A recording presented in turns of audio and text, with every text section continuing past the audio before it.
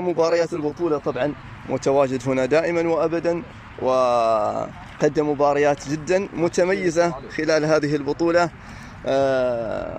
رأيك في مستوى، أنا كحكم ما راح أتعرض لك كنظام تحكيم وكمستوى تحكيم، أنا أعطيك الآن وأسألك في مستوى البطولة كأداء، بس ما نقول إحنا كقوة وإثارة فيها. يا حياك أستاذ هشام.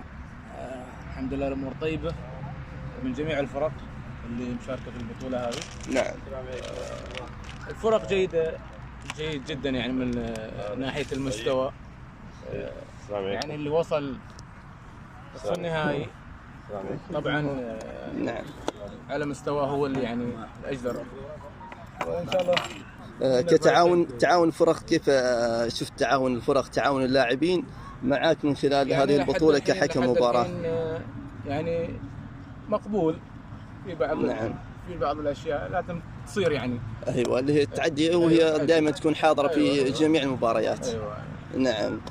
موفق يا سعيد جميعا يا أبو تركي، وإن شاء الله في قادم الوقت أيضا أو في قادم المباريات تكون في التميز نفسه. إن شاء الله نقدم اللي نراه مناسب للفريق إن شاء الله.